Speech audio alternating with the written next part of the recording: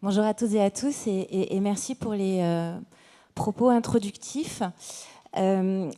Surtout, en fait, avec ce qu'on vient de dire sur les enjeux d'où on part, ce qui est important avec cette table ronde, de l'atténuation à l'adaptation, 10 ans d'avancée, de nouveaux défis du global au local, c'est qu'on est là avec aussi des acteurs qui font. C'est en fait la priorité quand même de cette COP 30, la mise en œuvre. Ça a été vraiment réaffirmé effectivement par le Brésil. Et il y a une seconde chose aussi qui est importante et qu'avait mis en place la COP 21, c'était les contributions nationales déterminées. Dans ces contributions nationales déterminées, elles sont aujourd'hui particulièrement exhaustives, nous dit aussi le Brésil, plus qu'elles ne l'ont jamais été. Peut-être pourrait-elle être mieux, mais elles nous permettent effectivement, secteur par secteur, avec des objectifs un peu précis, que des acteurs comme on a ici, donc ONG, collectivités, entreprises, réseaux d'entreprises, savent effectivement quelle est leur contribution et peuvent justement décliner ces objectifs climat en politique industrielle, en enjeux sociaux, en impact effectivement pour des territoires. Donc la première chose en fait sur cette table ronde va être une question qui va nous permettre de revoir sur ces 10 années quels ont été les engagements importants pour nos acteurs et on reviendra sur un second temps plutôt sur l'adaptation puisqu'on a vu effectivement qu'on était dans le changement de paradigme et qu'on avait un narratif aussi à construire et on peut le construire aussi en partant du terrain. Donc je vais me retourner tout de suite vers les uns et les autres. C'est une question qui leur a été posée à tous et qui est effectivement quels étaient les engagements poursuivis par chacun pour favoriser un changement massif en matière d'atténuation en 2015. Hein, on le disait, 2 degrés, voire 1,5 degré. On savait que ça allait être important et conséquent. Et depuis lors, sont-ils toujours d'actualité? Marine, est-ce que tu veux commencer? Merci. Bonjour à toutes et à tous et ravie d'être avec vous. Je m'appelle Marine Pouget et je travaille au réseau Action Climat, donc une des ONG en France qui travaille sur le changement climatique et on est né avec les COP, donc c'est aussi pour ça qu'on m'a invitée, j'en suis très honorée. Je commence par vous présenter des excuses parce que je vais devoir partir vers 11h pour un autre engagement et du coup je ne pourrai pas rester jusqu'à la fin de la table ronde, mais je sais que vous êtes entre de bonnes mains pour continuer sans moi derrière. Alors déjà, peut-être juste pour vous donner, nous, notre perspective de 2015, pour nous, le 1,5, justement, c'est pas juste de l'atténuation, en fait. Nous, on a vu l'accord de Paris comme un des premiers accords qui arrivait à réunir à la fois l'atténuation et à la fois les questions d'impact, c'est-à-dire d'adaptation, mais aussi de perte et dommages. Parce que le 1,5, ça ne veut pas juste dire réduire des émissions, ça veut dire sauver des écosystèmes, des cultures, des vies. Et du coup, c'est aussi pour ça que c'est une grande victoire pour nous. Et on l'a toujours présenté comme ça, mais certainement pas assez fort. C'est un des regrets qu'on a, parce qu'effectivement, pendant plusieurs années, c'est devenu, en tout cas, les COP sont devenus extrêmement focalisés sur l'atténuation. Et là, on peine à rattraper, même si on en reparlera en deuxième partie, on peine à rattraper cette erreur-là. Mais juste pour déjà vous donner le cadre, pour nous, c'était pas juste c'était pas un accord qui parlait que d'atténuation et d'engagement de réduction des émissions. Après, nous, notre contribution, elle se trouve plutôt dans l'influence des politiques publiques à réduire les émissions et à encadrer, réguler les pollueurs. C'est-à-dire que nous, en tant qu'ONG, on a bien sûr pas mal de règles internes pour réduire nos propres impacts, mais je ne vais pas aller là-dessus parce que c'est peut-être pas là notre cœur de métier. On est donc un réseau de plaidoyistes qui parle autant avec des institutions nationales comme celle où on est aujourd'hui, mais aussi avec des institutions plus locales, l'ONU et la Commission européenne. Et donc, nous, on agit auprès de ces acteurs depuis 2015 en brandissant l'accord de Paris, qui est devenu en fait un outil de travail très très concret pour nous, pour pouvoir en fait les encourager à avoir des vraies politiques d'atténuation. Alors pour finir, mon bilan, c'est qu'on a quand même eu des victoires. Et on vient d'entendre parler du bilan mondial. Il y a 2 ans, on a quand même enfin entendu dans une COP qu'il fallait sortir des énergies fossiles, même si le langage, pour ceux et celles qui aiment bien le langage onusien, est un petit peu plus vague que ça. Donc grande victoire pour nous, parce que sans l'accord de Paris, on l'aurait jamais eu, cette mention, on en est à peu près persuadé. Et donc, on a quand même, voilà, l'atténuation, on a quand même eu des victoires de ce type. Là où on est assez déçu, c'est la volonté politique au niveau national et c'est les gouvernements qui ne vont pas forcément décliner les différents engagements atténuation. Donc, disons qu'au niveau international, on voit des signaux de plus en plus forts en fait depuis l'accord de Paris. Il faut sortir des énergies fossiles. Je ne sais pas si vous avez vu l'avis de la Cour de justice internationale qui est sorti là cet été, qui dit en fait il faut sortir des énergies fossiles. C'est une obligation quand un État a ratifié l'accord de Paris. Il faut réguler pour pouvoir en faire la transition juste. Donc au bout d'un moment, on est un peu limité dans le sens où voilà, l'international envoie de plus en plus les signaux, mais si les gouvernements ne le mettent pas en œuvre, parce que c'est eux finalement qui le mettent en œuvre, c'est là qu'on est bloqué. Et on est dans un contexte, ça a été dit plus tôt, où on a un conservatisme qui prend de plus en plus d'ampleur, des idées d'extrême droite, des reculs. Donc pour nous, en fait, je dirais que l'enjeu sur l'atténuation sur les prochaines années, ça ne va pas tellement se passer dans les COP, ça va se passer ici, parce que les COP, elles commencent à avoir dit, je ne vais pas dire qu'elles ont fait le tour de la question, mais bon, les signaux sont quand même là. Maintenant, il faudrait les mettre en place. Voilà, donc je vais m'arrêter là. Merci beaucoup, Marine. Et là, maintenant, je me retourne vers Timothée Massé-Dubois, donc responsable affaires institutionnelles et du plaidoyer durabilité chez Schneider Electric. Et à Schneider Electric aussi, vous avez lancé là une dynamique The Road to COP30 pendant la semaine climate. Enfin, non, ça avait commencé déjà cet été, je crois. Donc, c'est aussi à ce titre-là que tu peux nous dire effectivement comment, entre 2015 et aujourd'hui, on peut suivre. Tout à fait, merci beaucoup pour l'invitation via Climate Change et le Pacte mondial Réseau France. Tiens, j'aime beaucoup le terme de plaidoyiste. Je n'avais jamais entendu. Je pense que je le réutiliserai, je te le volerai. Nous, alors donc, en effet, je m'occupe du plaidoyer de durabilité des affaires institutionnelles chez Schneider Electric. Schneider Electric est une entreprise de technologie et d'énergie et on travaille sur l'efficacité énergétique dans les bâtiments, data centers, dans les infrastructures, dans les maisons. On opère dans plus de 100 pays, on a à peu près 150 000 salariés. C'est très intéressant d'être ici. Alors, déjà en termes de mise en œuvre concrète des accords de Paris, on attend évidemment une PPE. Peut-être qu'elle arrivera d'ici la COP 35 ou 40, on verra. Mais bon, c'est vrai que nous, on a aussi besoin d'une programmation pluriannuelle de l'énergie. Les acteurs de la société civile, les entreprises ont besoin d'une PPE. Ensuite, c'est assez intéressant. Moi, il y a 10 ans, je n'étais pas chez Schneider Electric. Vous m'avez obligé à me replonger un peu dans ce qu'on avait annoncé à la veille de l'accord de Paris. On avait annoncé notre deuxième feuille de route durabilité. Aujourd'hui, on en est à la 4e, mais on va annoncer dans un mois la 5e feuille de route durabilité. Ce sont des feuilles de route de 4 à 5 ans. On est moins en retard que le gouvernement sur les feuilles de route pluriannuelles. À la veille de l'accord de Paris, on avait annoncé une quantification de notre impact carbone, on avait annoncé qu'on allait concevoir 100% de nos offres vertes, on avait annoncé une réduction de 120 millions de tonnes de CO2 d'ici 5 ans. On voulait donner accès à l'énergie à 50 millions de personnes dans le monde, et notamment à l'électricité verte. Et on avait annoncé qu'on allait sortir du SF6, qui est un gaz à 20 000 fois plus polluant que le CO2. Et on voulait former 100 000 jeunes à l'accès à la gestion de l'énergie. Déjà, pour nous, 100 000, c'était énorme. Aujourd'hui, on a atteint 1 million de jeunes formés à la gestion de l'énergie. Une formation, c'est 3 mois de formation ou plus de 30 heures de cours. Donc, c'est grâce à des partenariats dans plus de 60 pays. Donc, en fait, on a eu tous ces engagements qu'on a fait à la veille de l'accord de Paris, on les a conservés, on les a atteints, on les a amplifiés. Aujourd'hui, on a annoncé il y a 2 jours qu'on avait sauvé et évité 792 millions de tonnes de CO2 grâce à l'usage de nos produits, de nos solutions. Donc on va atteindre l'objectif de 800 millions à la fin 2025.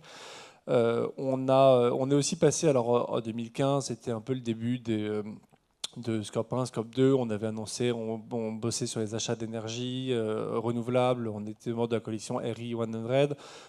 Évidemment, aujourd'hui, c'est bien plus axé sur le Scope 3, sur les fournisseurs. On a notre programme The Zero Carbon Project qui vise à diminuer de moitié les Scope 1, Scope 2 de nos 1000 premiers fournisseurs. On en est à 47% là, donc on va pareil atteindre ces objectifs. Donc globalement, oui, on peut passer, en tout cas d'un point de vue énergétique, d'une logique de la supply, comment décarboner l'offre, à comment gérer l'énergie, comment électrifier les usages. Nous, c'est ce qu'on voit chez Schneider. Et ensuite, dernière chose, on a vraiment un changement de narratif, et c'est essentiel. Nous, alors, on n'oppose pas compétitivité et durabilité. Pour nous, ça devrait être pareil. C'est Bettina qui disait qu'il y avait ces deux pieds, compétitivité et décarbonation. Pour nous, c'est pareil. On doit vraiment avoir ce même vocable. Compétitivité et durabilité sont deux faces d'une même pièce. Et donc effectivement, Isabelle Spiegel, vice-présidente environnement de Vinci, mais qui a été aussi présidente de la commission climat du réseau EPE, donc c'est Entreprise pour l'environnement. Et ce que je trouve aussi intéressant, c'est que maintenant, vous devenez coprésidente de la commission eau. Le narratif aussi, on l'entend là. Exactement, c'est une nouvelle commission qui débute ses travaux ce mois-ci, du coup, au mois de novembre. Alors effectivement, je pense que d'abord merci effectivement pour l'invitation, et j'aime beaucoup ce temps de bilan où je vais commencer par un petit mot de narratif, parce qu'en 2015 on parlait beaucoup d'engagement. Aujourd'hui en 2025, dans le monde des entreprises, on parle d'action. On parle d'action, de solutions. Alors on parlait déjà de solutions à l'époque, mais je pense qu'on a complètement franchi ce cap, et on dit on est là pour agir, et on est capable de montrer des progrès sur les actions qui ont été mises en œuvre, et tu viens de le démontrer très largement, Timothée.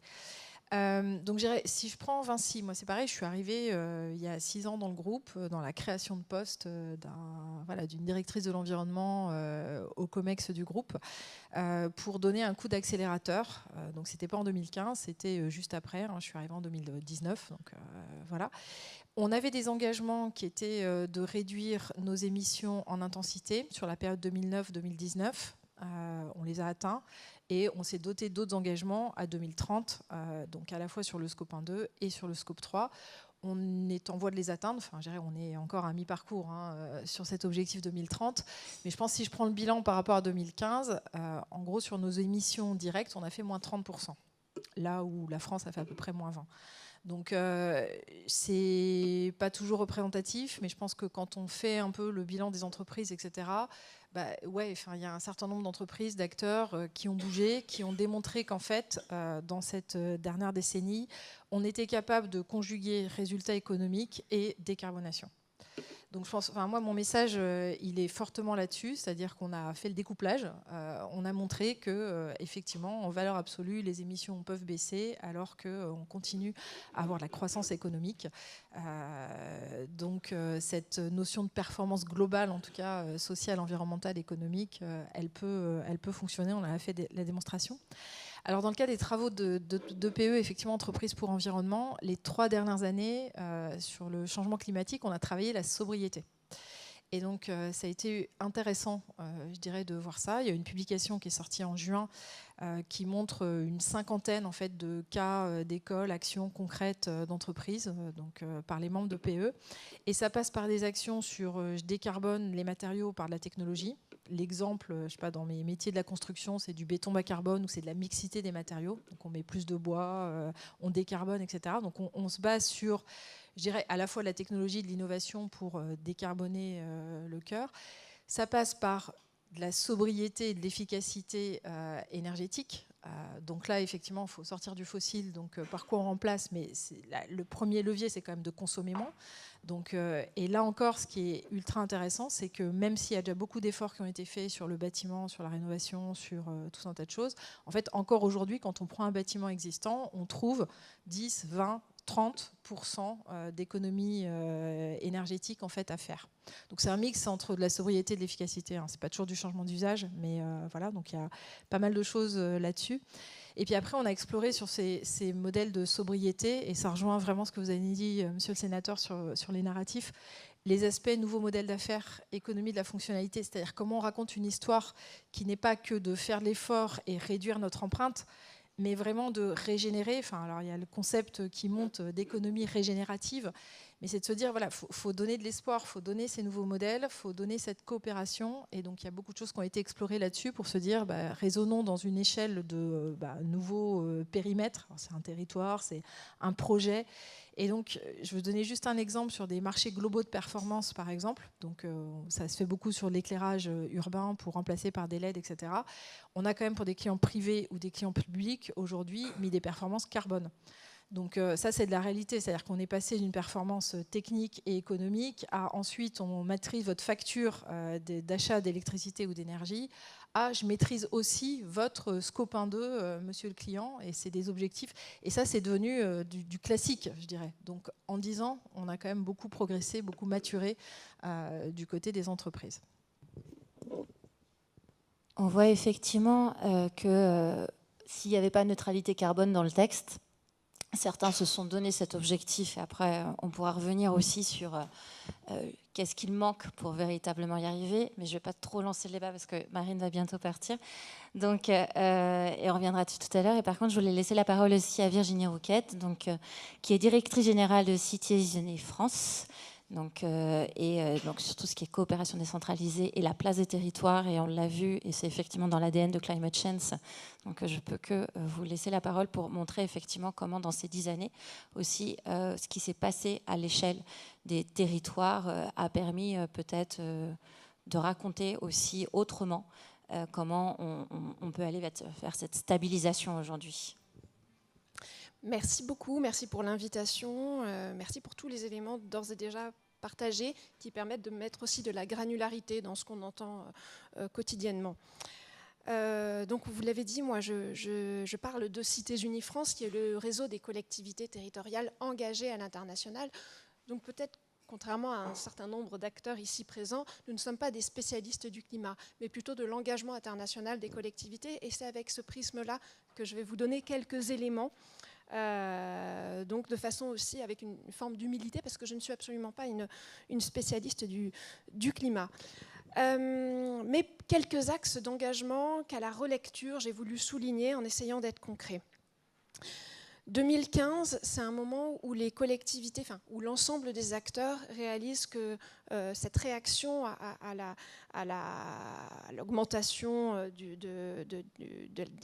climat, le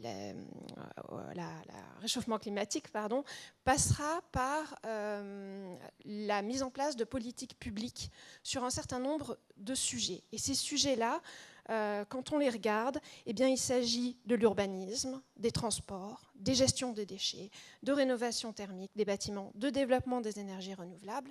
Et qui est à la manette sur ces sujets-là ? C'est essentiellement les collectivités territoriales. Donc 2015, ça a été le début du moment de la prise de conscience qu'en fait, les compétences locales étaient un levier d'action essentiel sur cette question de la résilience climatique. Donc ça, c'est le premier sujet que je voulais souligner, une prise de conscience. Que les collectivités territoriales sont des acteurs essentiels. Deuxième point que je voulais souligner en regardant dans le rétroviseur, c'est que 2015, c'est aussi le moment où on met en place un certain nombre d'outils d'un point de vue légal et réglementaire. J'en citerai qu'un seul, le PCAET, les plans climat, air, énergie territoriaux, qui est visé notamment à diviser par 4 les émissions de gaz à effet de serre d'ici 2050. D'autres démarches ont été mises en œuvre avec des acronymes assez complexes et je ne vais pas les développer là, mais ça a été aussi ce moment où on a mis en place, on s'est outillé pour aller là-dessus. Et puis en partant enfin de mon prisme plus spécifique de l'action internationale des collectivités territoriales, c'est que les collectivités, à ce moment-là, arrivent aussi sur la scène internationale pour porter un plaidoyer sur l'action climatique, au local comme à l'international. C'est le moment où on prend conscience qu'en fait, combattre les effets du réchauffement climatique passe bien sûr par cette action locale, par ces leviers locaux, mais qu'il faudra créer des alliances avec des acteurs tout autour de la planète pour que le sujet avance, qu'on ne pourra pas se résoudre à aborder ce sujet-là seulement dans le prisme de nos frontières locales. L'accord de Paris, la ville de Paris, pour ne prendre que cet exemple-là, a été profondément à la manette et contributeur sur ces acteurs. Et permettez-moi une anecdote, Cité Unifrance a 50 ans cette année. Et on s'est retourné vers un certain nombre d'acteurs qui ont fait la coopération décentralisée ces 50 dernières années pour créer une bande dessinée de souvenirs. Et en préparant cette conférence, je me suis replongée dans notre bande dessinée. Et ce que j'ai constaté, on a la chance d'avoir un témoignage d'Anne Hidalgo sur ses mandats à la tête de la ville de Paris. L'événement fort qui ressort sur son engagement international, ce sont les accords de Paris et sa mobilisation à ce moment-là.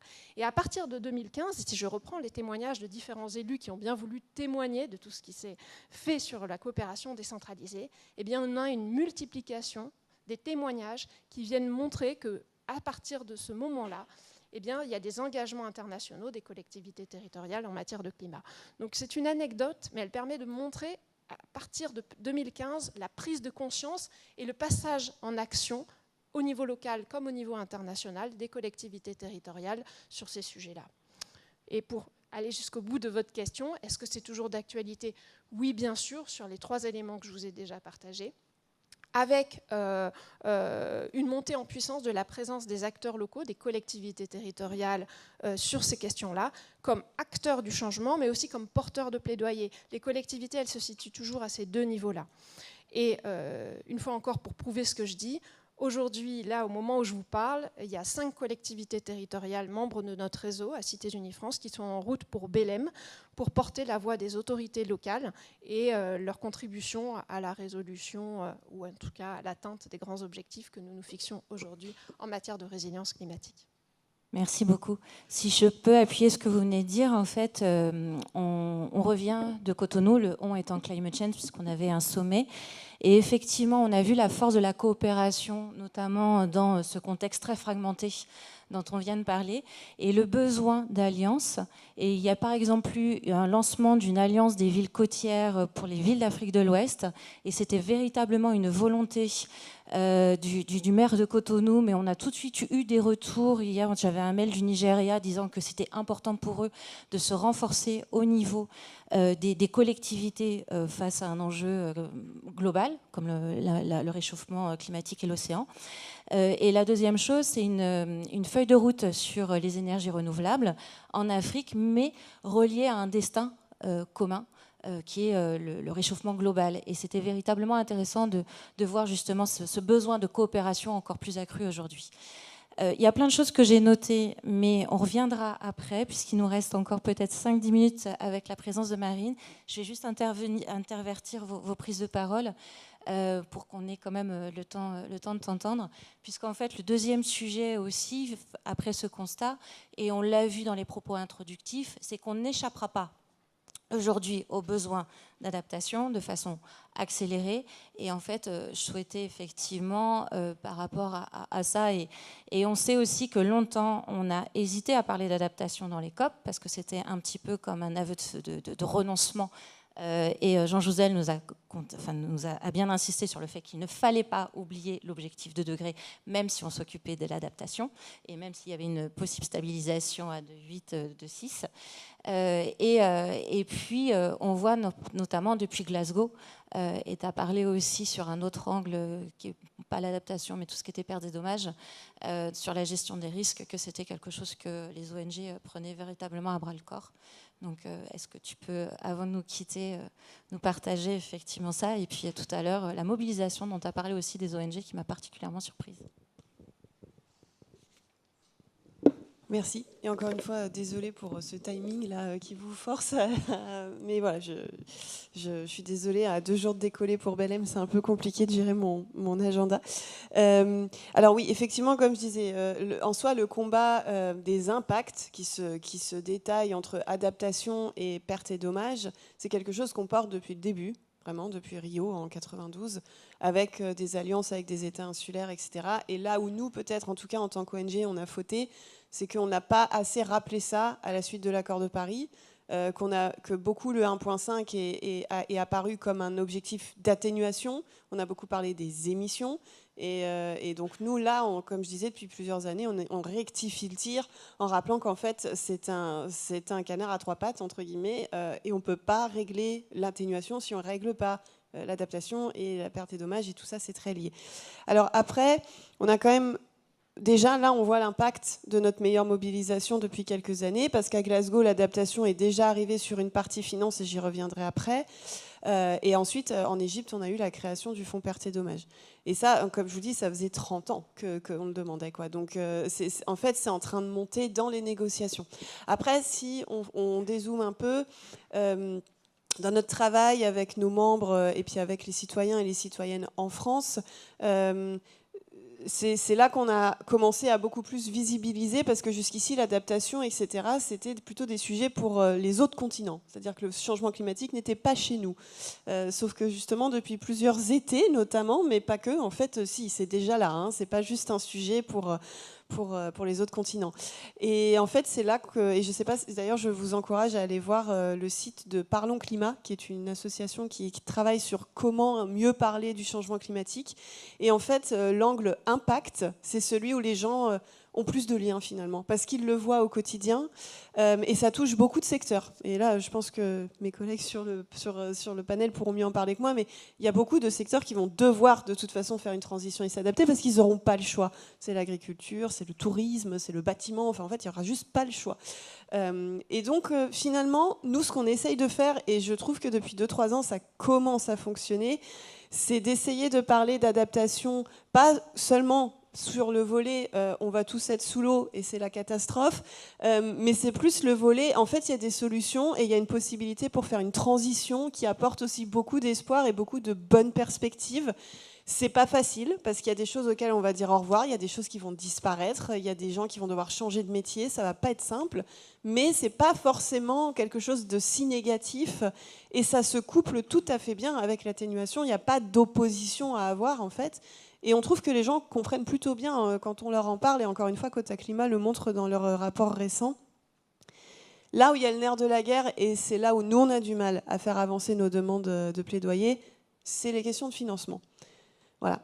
Et l'adaptation, c'est un peu le parent pauvre, et les pertes et dommages encore plus, de l'accord de Paris, parce que c'est des secteurs où les financements de base sont quand même peu présents. Voilà, il n'y a pas eu beaucoup d'investissements, de financement public. Et ils sont difficiles en fait, c'est-à-dire que c'est des activités qui ne sont pas forcément faciles à financer, parce que c'est difficile à mesurer, les indicateurs ne sont pas évidents, enfin je ne vais pas aller dans le détail, mais ce n'est pas facile de mettre en place un système de financement d'adaptation, mais c'est faisable, mais c'est juste qu'il faut prendre le temps et la volonté politique pour le faire, et c'est là que ça pêche un petit peu. Et j'aimerais bien peut-être, juste pour finir sur finance, nous ce qu'on entend très souvent, c'est en fait il n'y a pas l'argent, on n'a pas l'argent, on ne peut pas. C'est trop cher, donc même en plus en termes de solidarité internationale, déjà au niveau français, l'adaptation n'est pas assez bien financée, mais alors au niveau international, c'est-à-dire demander à ce que des États comme la France puissent mieux financer l'adaptation à l'étranger, ce qu'on entend très souvent, c'est qu'il n'y a pas l'argent.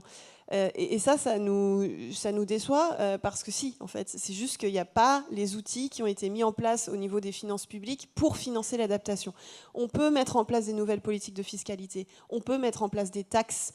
Il y a plein d'outils en fait qui existent pour récupérer de l'argent public, pour mieux financer ce type d'activités qui, comme je disais, sont difficiles en fait, parce que, en tout cas, si on prendrait de l'investissement, c'est pas évident sur l'adaptation, parce que, comme je vous disais, les indicateurs, le retour sur investissement est pas évident. Enfin voilà, il faut quand même un accompagnement minimum du public en fait, et pour l'instant on le voit pas. Et vraiment cet argument, il n'y a pas d'argent, on a vraiment du mal à l'entendre. Donc là, pour cette COP 30.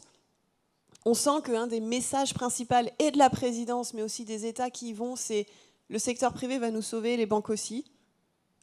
Oui et non. C'est-à-dire que oui, forcément qu'ils ont une part de solution, ils viennent de le prouver sur atténuation, donc forcément qu'ils en auront sur adaptation. Je ne nie pas ça, mais on ne peut pas tout mettre là-dessus, et on ne peut pas laisser des pays comme l'Union européenne dire « Ah mais non, on n'a plus d'argent, donc laissons le secteur privé faire ». C'est quelque chose qui nous crispe, on va dire, depuis quelques mois, et quand on en parle avec la présidence brésilienne, c'est pareil, le message il est difficile à faire passer, donc on espère que cette COP va pouvoir aussi rappeler que quand on parle d'adaptation, c'est pas juste de la rendre bankable et de pouvoir en faire des superbes projets d'investissement, c'est aussi juste mettre en place les politiques publiques pour que l'adaptation soit mieux traitée. Donc peut-être pour terminer, encore une fois, pour nous, on a toujours eu ce triptyque adaptation, atténuation, pertes et dommages, mais juste on ne l'a pas assez bien traité et on est en train de travailler dessus. On trouve que les pouvoirs publics reconnaissent ce triptyque maintenant, parce qu'ils y sont confrontés, mais en termes de mise en œuvre, là, il y a une volonté politique peut-être qui manque, et il y a aussi un manque, je pense, d'énergie qui est mise sur c'est quoi les solutions, en particulier dans le domaine de la finance. Voilà, je vais m'arrêter là et je m'excuse encore de vous quitter rapidement. Oui, tu es en route vers Belém. Juste avant, tu disais qu'en fait, c'était la première fois qu'il y avait eu autant d'ONG. C'est vrai, pardon. Alors, je dis la première fois, moi je suis au réseau Action Climat depuis seulement 6 ans, donc voilà. Mais oui, alors nous, normalement, on coordonne, je dirais, entre 20 et 30 associations françaises qui se rendent au COP chaque année. Et moi, cette année, j'en ai 108. Donc autant vous dire que c'est costaud. Et un des grands arguments, alors bien sûr, il y a les 10 ans de l'accord de Paris, et du coup, je pense que ça parle à la société civile française parce qu'on était là. Vous avez dit ce contexte très particulier de 2015 qui a quand même porté beaucoup de gens. Et donc on veut aller défendre cet accord pour lequel on s'est battu. On va aller défendre le 1.5, vous pouvez compter sur nous pour ça.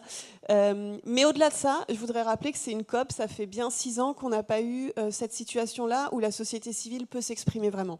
Il y a un sommet des peuples, il n'y a pas le Covid, on peut faire des manifestations. Et c'est ça aussi notre rôle, c'est pas seulement de s'asseoir dans les négociations, c'est aussi de faire du bruit, c'est d'expliquer aux médias, c'est de faire de la sensibilisation. Et en fait, depuis 2017, on n'a pas eu une COP comme ça. Donc je pense que ça explique la mobilisation, mais juste pour vous dire, si vous êtes un petit peu abusé des COP, et je le comprends, tout le monde ne l'est pas, et il y a des gens qui vont y aller, et j'espère que ça mettra un petit peu une dynamique à Belém. Voilà. Merci, comme tu t'en vas, je me permets d'applaudir. Oui, je vais le... merci beaucoup Marine, et effectivement... j'aurais aimé t'entendre aussi dans cette discussion entre mobilisation, financement public et quelles sont les solutions que peut apporter le privé. Mais tu m'avais dit effectivement que tu avais un tournage là, donc on te libère. Merci en tout cas d'être venu, malgré ton agenda aussi chargé avant la COP. Et là, en fait, je vais me retourner d'abord vers Isabelle, puisque... on l'a vu, là il y a quelque chose qui émerge qui est l'adaptation. Il y a eu des travaux, notamment Climate Change et Comité 21 sur ces sujets.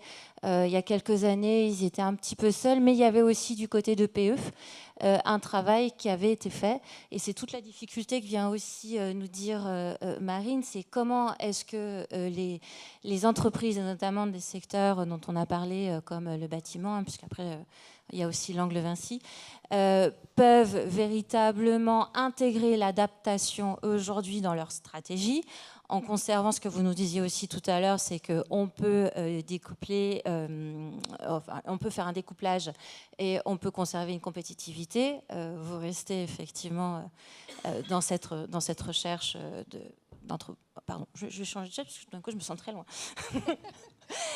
Vous restez effectivement dans vos cœurs de métier. Ça, c'est la première chose.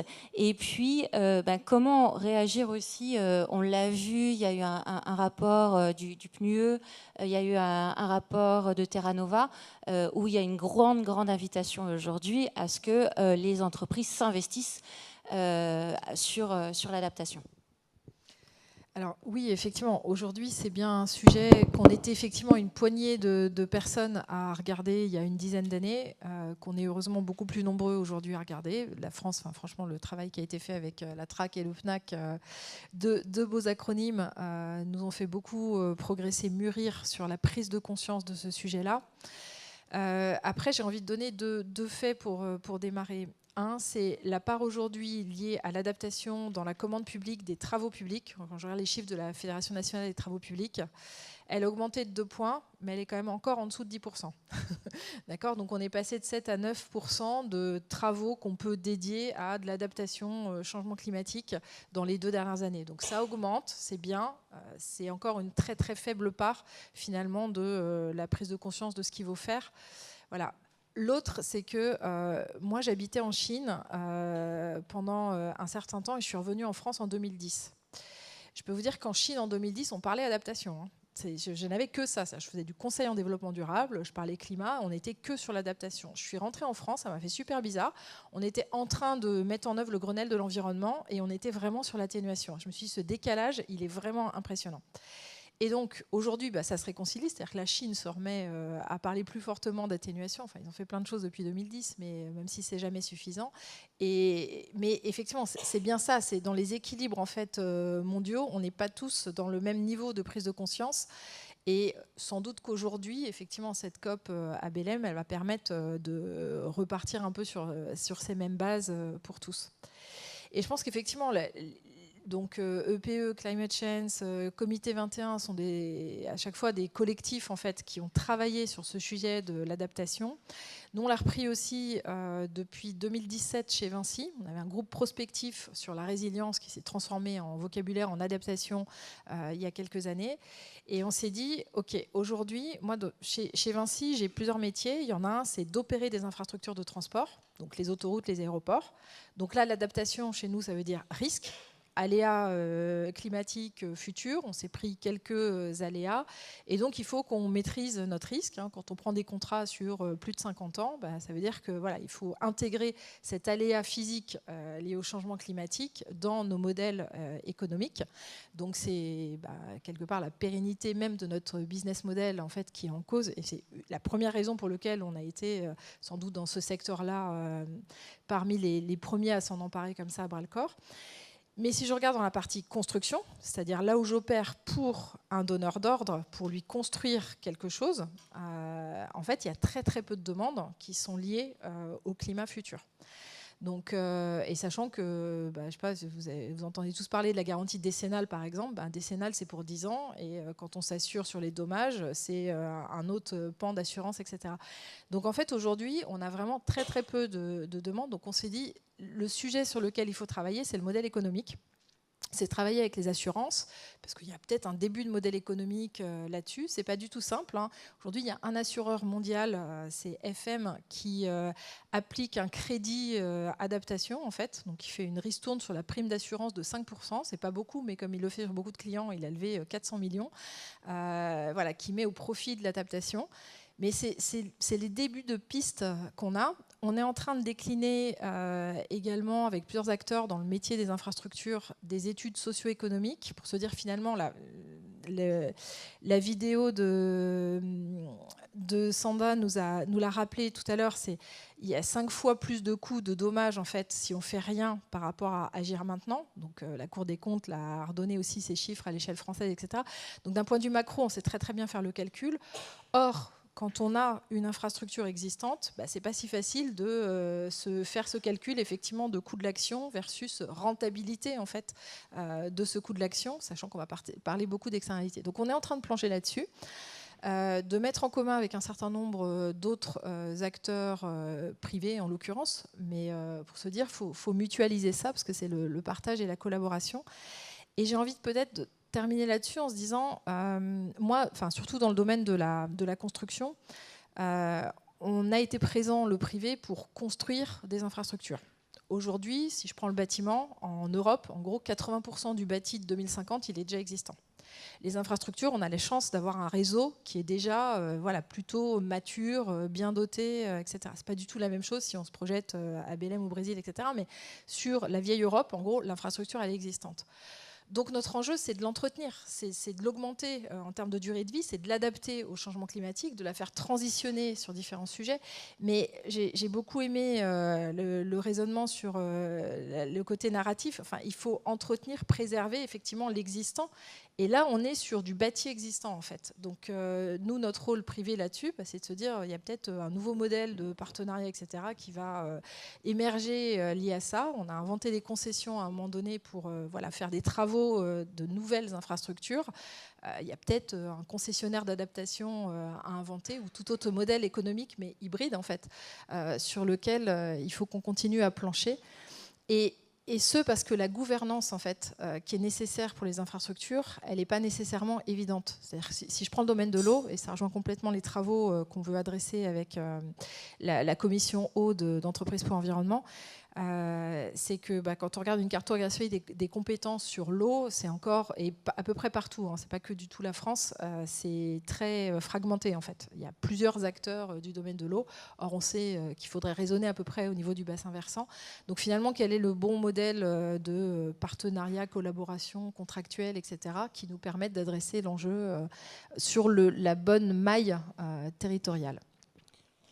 Ça, c'est une adaptation vis-à-vis des risques, mais est-ce que, par exemple, vous arrivez maintenant à aménager, à construire complètement différemment, et notamment à l'international, où justement, là, il y a encore tout à faire? Oui, alors la bonne nouvelle, c'est d'un point de vue solution, c'est comme sur l'atténuation. C'est-à-dire qu'aujourd'hui, oui, les solutions techniques du correct dimensionnement des infrastructures, etc., il y a plein de choses qui existent. Il y a de la low-tech aussi, toutes les solutions fondées sur la nature. Regardez ce qui est en train de se passer là, en Europe sur le verdissement des cours d'école.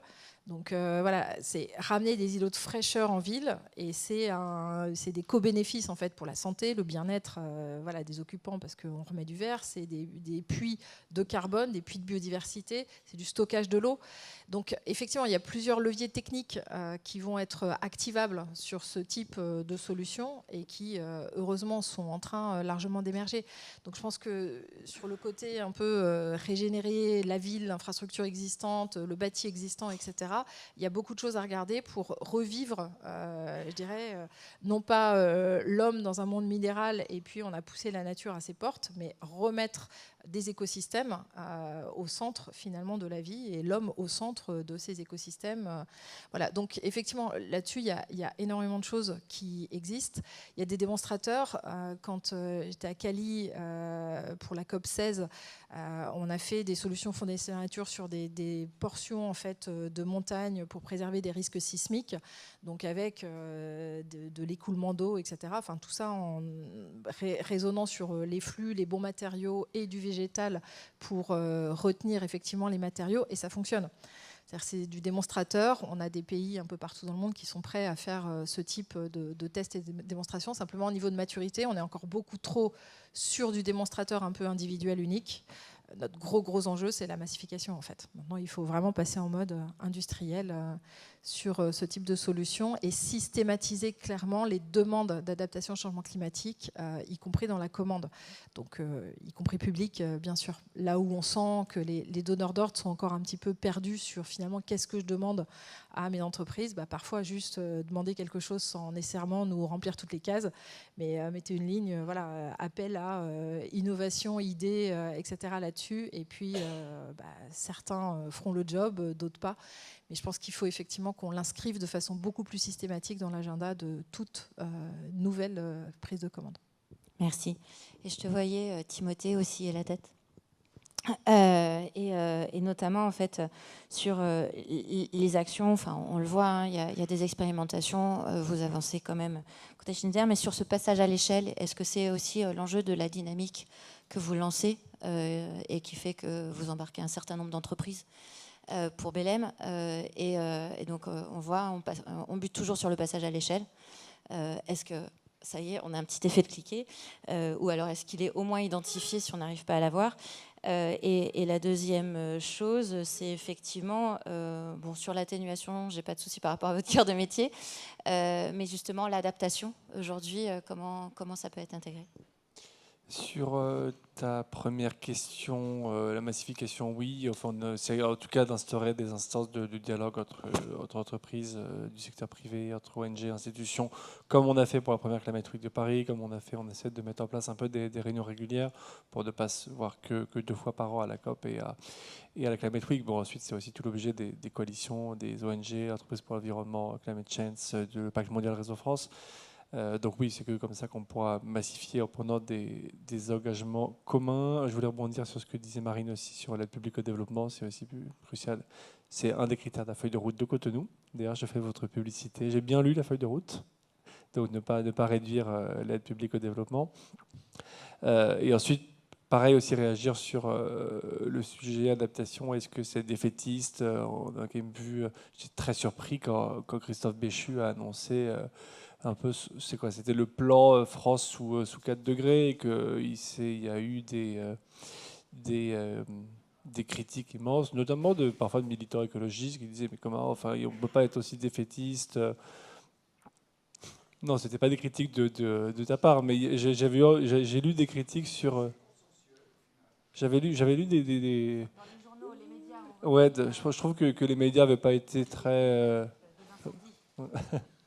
Donc, non, en effet, on peut tacler les sujets d'adaptation tout en étant aussi ambitieux sur l'atténuation et de préparer la France à 4 degrés. Ce n'est pas être défaitiste. Sur le sujet de l'adaptation, nous, il est clé chez nous, j'en ai parlé chez Climate Change, il y a aussi un sujet de l'adaptation aux guerres. Cette question de résilience, c'est à peu près similaire, résilience au climat, résilience aux guerres. Nous, on voit ça, on voit 3 leviers d'adaptation.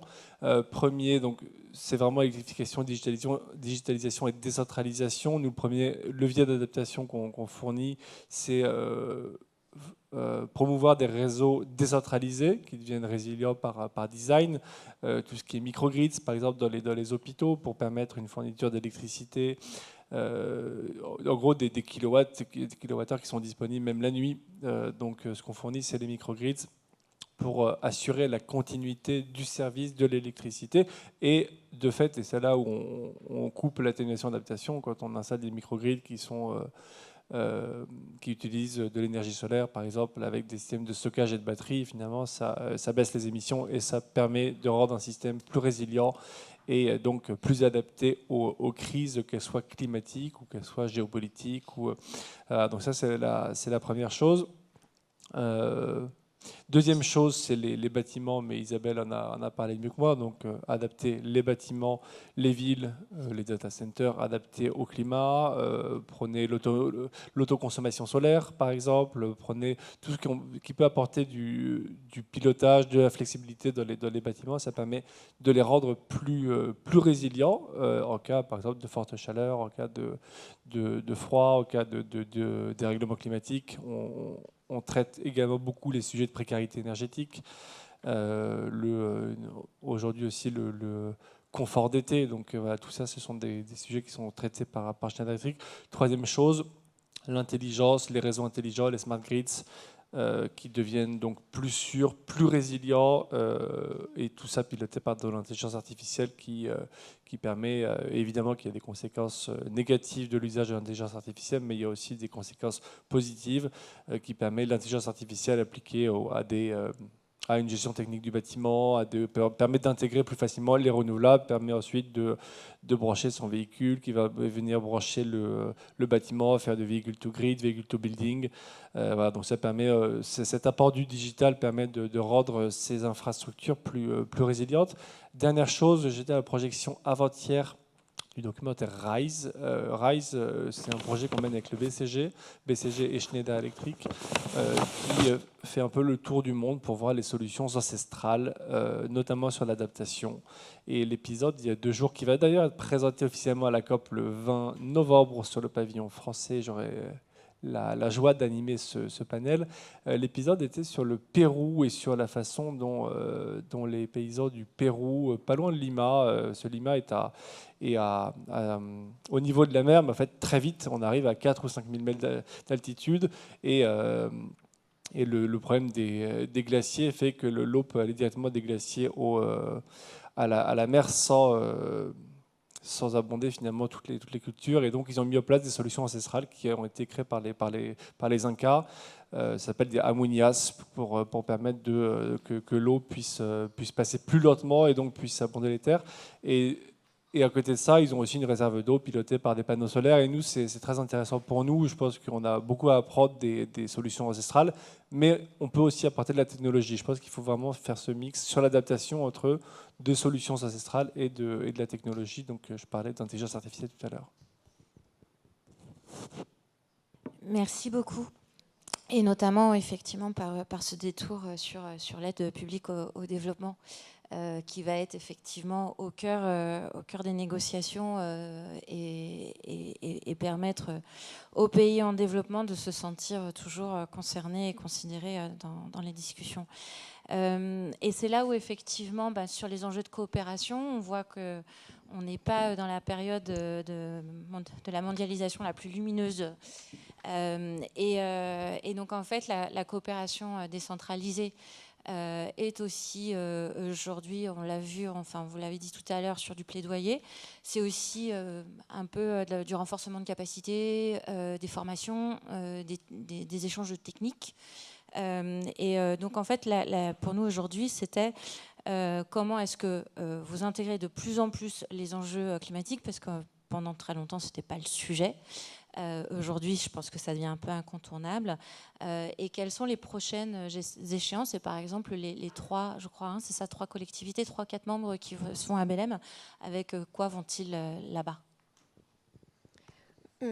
Merci. Alors, peut-être que coopération décentralisée, ça ne parle pas à tout le monde ici, donc je vais le définir hyper simplement. Une coopération décentralisée, c'est simplement une collectivité française qui coopère avec une collectivité territoriale étrangère sur l'enjeu de leur choix, donc en réciprocité. Ce que je vais juste souligner sur cette modalité d'action internationale, qui est cette coopération des collectivités à collectivité, c'est que c'est une démarche facultative. C'est-à-dire autant une collectivité a des politiques publiques à mener de façon obligatoire, l'action internationale, cette solidarité, elle est facultative. Je ne vais pas développer les incidences qu'on peut déduire de ça, mais vous les devinez d'ores et déjà, en période de recentrage des financements ou de difficultés financières, ce sont des politiques qui sont assez facilement visées, malheureusement, pour que leur amplitude soit réduite, même si, de façon générale, c'est un coût extrêmement marginal pour le contribuable à l'échelle locale. Voilà. Ceci étant dit, maintenant, je vais repartir de votre question. Pourquoi la coopération décentralisée est pertinente pour avancer sur les sujets climatiques? La coopération décentralisée, elle avance sur 2 pas. Une dimension opérationnelle, une dimension plaidoyer. C'est vraiment ces 2 dimensions-là. Moi, j'ai beaucoup aimé votre témoignage là, sur ce qui se passe au Pérou, parce que c'est un petit peu l'essence de la coopération décentralisée. J'y reviens donc. Quand 2 collectivités territoriales coopèrent, françaises et étrangères, en fait, elles partent de leurs prérogatives locales. Qu'est-ce que je dois faire en tant que collectivité pour qu'au local, ça se déroule bien? Et en fait, que vous soyez en France, que vous soyez en Espagne, que vous soyez en Algérie, en Afrique du Sud ou au Pérou, finalement, une collectivité territoriale, elle a toujours les mêmes choses, les mêmes enjeux à développer, les mêmes sujets sur lesquels elle travaille. J'en ai évoqué plusieurs tout à l'heure, la question des déplacements, la question de l'urbain, la question des transports. Il y a un certain nombre de politiques publiques qu'elle a à développer. Et quand 2 collectivités territoriales travaillent ensemble là-dessus, eh bien, ce sont 2 intelligences, 2 prismes sur un seul et même sujet. Donc la coopération décentralisée, elle a ça d'assez fort, qu'elle permet le renforcement des capacités de part et d'autre, d'une approche qui historiquement était assez, on ne va pas se le cacher, nord-sud. C'est en fait une coopération qui permet une réciprocité des échanges. Typiquement, vous avez cité cet exemple du Pérou. Ben oui, il y a peut-être des choses qu'ils ont développées ancestralement, que parfois eux-mêmes ont oubliées, qu'ils réutilisent et dont nous, on peut aussi s'inspirer. Petit exemple, il y a un trio de collectivités qui travaillent ensemble. Düsseldorf, Toulouse, Tunis. Dans quelques années, malheureusement, on estime que le climat de Toulouse se rapprochera de celui de Tunis. Et dans quelques années, celui de Düsseldorf se rapprochera de celui de Toulouse. Ben, il y a des échanges à avoir là-dessus. Comment on se prépare en termes d'atténuation et d'adaptation? Et là-dessus, la coopération décentralisée est très intéressante parce qu'elle permet de réfléchir ensemble sur un sujet commun, qui n'est pas que celui de la collectivité du Sud, dans une approche nord-sud, et de faire circuler les bonnes idées, parce que les collectivités, au quotidien, elles innovent sur ces sujets-là. Et plus on les met en réseau, plus on leur permet d'échanger les unes avec les autres, plus il y a une circulation des idées qui, en plus, s'enrichit des apports des uns et des autres. Donc, coopération décentralisée là-dessus sur les enjeux climatiques et au regard de ce que je vous disais tout à l'heure, à savoir que les collectivités se sont saisies des enjeux climatiques en disant très clairement, c'est très net, dans la coopération décentralisée, le climat est devenu probablement l'un des principaux sujets de coopération décentralisée. Eh bien, cette coopération, donc, elle gagne en impact sur ces questions-là. Virginie, est-ce que je peux me permettre une question? Parce qu'Isabelle, tout à l'heure, nous a signalé qu'en fait, finalement, il n'y avait que 7 à 9% de la commande publique en France, mais justement, qui était orientée sur le climat, et notamment sur la question de l'adaptation, ça restait un petit peu flou. Vous venez de dire que là, il y avait une espèce d'intelligence collective. Est-ce qu'à un moment, on peut imaginer que ça puisse aller jusqu'à se traduire sur des leviers de commande? Parce qu'en fait, on voit aussi la force, c'est toujours quelque chose, notamment en France, qui est sous-utilisé sur les transformations sectorielles. Alors, c'est un sujet... En fait, quand deux collectivités décident de travailler ensemble sur un sujet, il faut que les deux y trouvent leur compte. Donc il faut déjà que ce sujet émerge là comme quelque chose qui pose question. Mais je sais que dans certains projets de coopération décentralisée, je ne vais pas rentrer dans le détail parce que tout simplement, je n'ai pas tous les détails là en tête, cette question-là a émergé. C'est-à-dire qu'on peut être parfois sollicité par une collectivité du Sud, globale, voilà, vous comprenez ce que j'entends par là, une collectivité du Sud, pour savoir comment, dans son rapport avec des entreprises qui les aident à gérer des enjeux de transition énergétique ou enfin, tout ce qui est lié à la lutte contre le réchauffement climatique, comment elles peuvent intégrer ces dimensions-là. Et là-dessus, il y a des réflexions et là-dessus, il y a des transferts de savoir-faire. Mais parfois, les collectivités françaises ne sont elles-mêmes pas bien outillées pour pouvoir poser la question ou travailler là-dessus avec leurs partenaires. Donc je pense que là aussi, il y a un enjeu de partage des connaissances entre collectivités françaises avant tout, sur comment je gère comment je peux gérer, comment je peux inventer, comment je peux innover avec d'autres acteurs, dont les entreprises, dont les associations, comment je peux renforcer mon engagement climatique. Et une fois qu'elles se seront bien posées cette question-là au niveau local, elles pourront aussi aller chercher des solutions ou échanger là-dessus avec leurs partenaires internationaux. Voilà quelques éléments que je peux donner à ce sujet-là. Mais clairement, les collectivités territoriales sont perfectibles sur ces sujets-là. J'en doute pas une seconde. Et en s'engageant à l'international sur ces sujets-là, elle se renforce aussi, parce qu'il peut y avoir des bonnes idées aussi à l'étranger. Deux atouts que je voulais souligner, donc il y en a un sur la coopération décentralisée en matière de réflexion sur la résilience climatique. On n'est pas en coopération décentralisée sur une approche nord-sud. On est vraiment sur, voilà, c'est déjà ce que j'ai dit là juste avant, on a un sujet commun, on doit y faire face. Qu'est-ce qu'on peut apporter ensemble qui nous permette d'avancer ici et là-bas? Donc cette approche assez équilibrée entre collectivités, elle est très pertinente. Et l'autre point fort de la coopération décentralisée et qui est particulièrement pertinent sur les enjeux climatiques, c'est qu'une coopération entre deux collectivités, ce n'est pas une coopération d'un an autour d'un projet, c'est une coopération de 5, 10, 15 ans. Une fois qu'elle a démarré, généralement, elle ne s'arrête pas malgré les alternances politiques. C'est une grande richesse de la coopération décentralisée. Donc ça veut dire qu'on peut commencer à tirer un fil et le tirer dans le temps. Et là-dessus, c'est extrêmement précieux. Dans un monde où tout va très vite, où parfois on se dit l'approche projet est tout, donc on fait le projet, on vérifie ses impacts, et terminé, on passe à autre chose. Non, la coopération décentralisée, elle permet de s'inscrire dans le temps. J'aurai d'autres exemples, mais je ne veux pas prendre tout le temps. L'autre dimension que je voulais évoquer, donc là je vous ai parlé de la dimension opérationnelle, c'est cette dimension plus politique de plaidoyer, où les collectivités aujourd'hui sont à la fois effectivement des organisateurs ou des acteurs de solutions face aux enjeux climatiques, mais elles sont aussi celles qui de plus en plus portent un plaidoyer. Elles le portent, ce plaidoyer, parce que, vous l'avez déjà parfaitement dit, en fait, ce qui impacte des collectivités ou des pays à l'autre bout du monde commence d'ores et déjà à nous impacter ici. Et en fait, quand un problème se matérialise en France, il ne se matérialise pas de façon globale. Il y a un impact très clair à un endroit.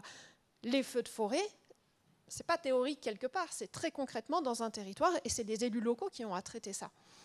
Donc en fait, de fait, les élus sont embarqués parce que ça les affecte eux directement dans ce plaidoyer.